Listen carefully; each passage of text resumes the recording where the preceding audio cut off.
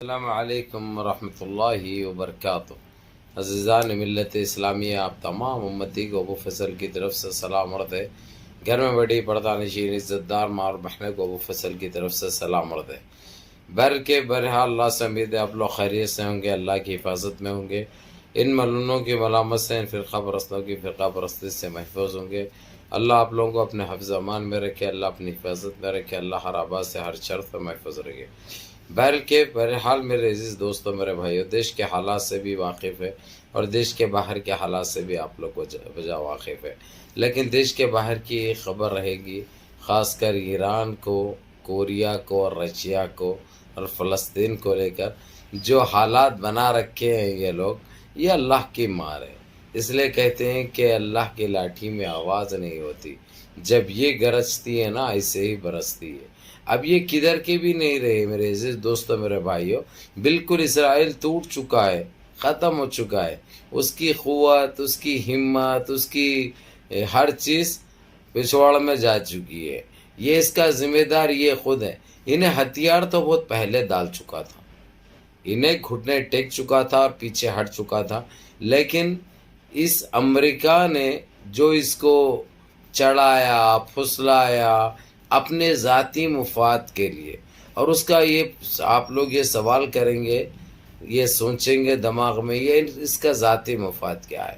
تو میں یہ بتا دوں آپ لوگوں کو، جو کہ پہلے بھی بتا چکا ہوں میں، امریکہ یہ چاہتا ہے کہ اسرائیل قائم رہے، اسرائیل کا دبدبہ قائم رہے، تاکہ یہ اپنی روٹیاں سیک سکے، امریکہ اپنی روٹیاں سیک سکے۔ اب اگرچہ مڈل ایسٹ سے اسرائیل ختم ہو گیا تو امریکہ بھی ایک معنی میں ختم ہو جائے گا، نہ اس کو کوئی پوچھے گا، نہ اس کی کوئی چلنے والی ہے، یہ اپنے آپ ختم ہو جائے گا۔ تو اس لیے یہ کوشش میں مبتلا تھا انہیں کہ کسی طرح اسرائیل کو قائم رکھیں، اسرائیل کا وحشی کارروائی قائم رہے، تاکہ یہ لوگ ڈرے دبے رہے ہمیشہ۔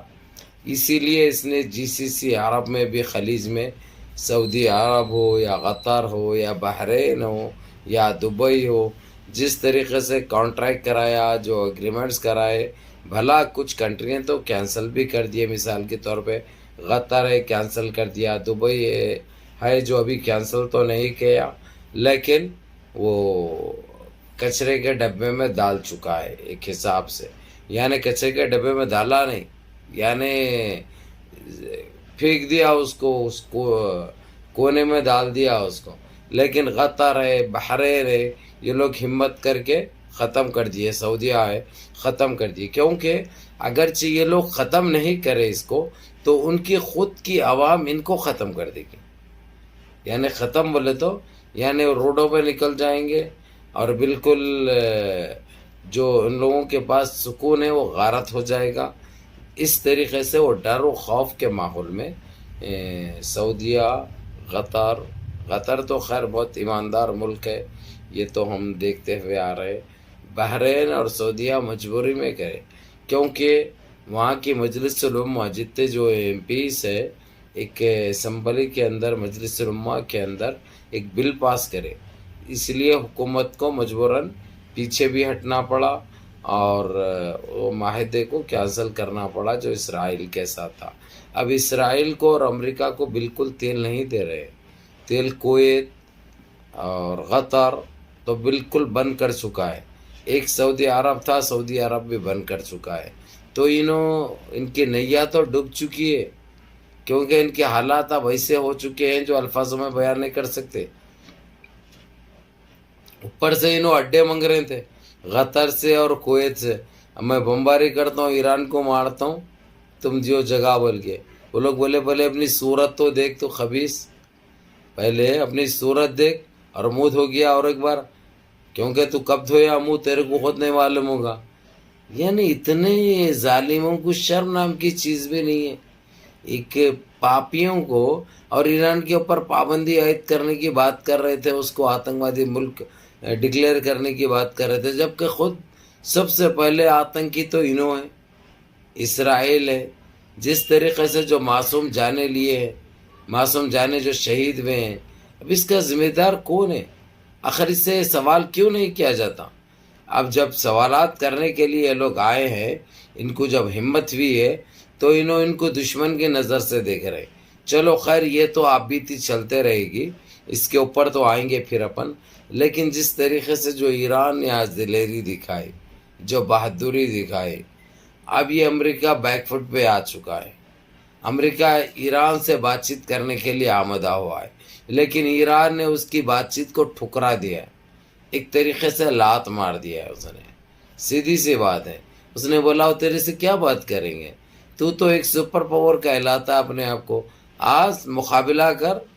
میدان میں تو ہم اتر چکے ہیں، ہم میدان چھوڑ کے تو نہیں جائیں گے. جب تک پوری طریقے سے ہماری جیت نہیں ہوگی ہم میدان چھوڑنے والے نہیں ہیں. اور اس کا ساتھ دیا ہے رشیا نے، کوریا نے، لبنان نے. یہ ملکوں نے مل کے، چاروں مل کر اس کو بالکل تباہ و تاراج کر چکے ہیں. اب بالکل یہ لوگ کے پاس اب کچھ باقی نہیں رہا. اپنے آپ ختم ہو چکے ہیں. میرے لفظوں کے حساب سے بالکل ان کی نیا ڈوب چکی ہے. اب ایک طرف سے یمن، سمندر میں تو پورا، سمندر کے اوپر تو پورا قبضہ کر رکھا ہے انہیں. نہ کسی کی سن رہا، نہ کسی کی مان رہا.